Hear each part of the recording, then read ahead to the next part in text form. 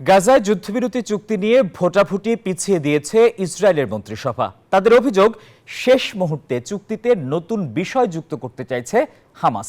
এদিকে চুক্তি হলে পদত্যাগের হুমকি দিয়েছেন ইসরায়েলি জাতীয় নিরাপত্তা বিষয়ক মন্ত্রী। এর মধ্যেই গাজায় হামলা চলছেই।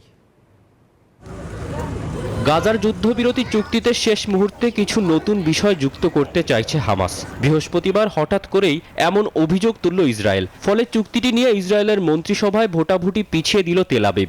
সকল শর্তে হামাস সম্মত না হলেও ভোটাভুটির আয়োজন করবে না ইসরায়েলের মন্ত্রিসভা।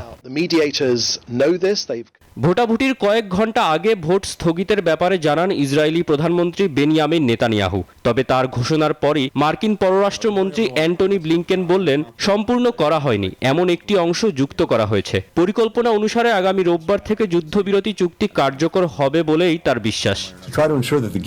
আমরা এমন একটা চুক্তির মধ্যস্থতা করার জন্য কাজ করছি যা 15 মাসেরও বেশি সময় ধরে চলা সংঘাতের ভয়াবহতা থামাবে। আশা করছি রোববার থেকেই চুক্তি বাস্তবায়িত হবে।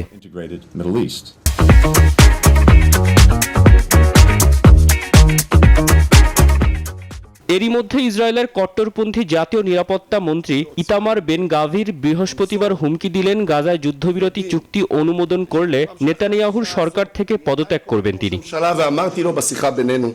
যুদ্ধবিরতির ঘোষণা এলেও গাজায় এখনও থামেনি ইসরায়েলি আগ্রাসন।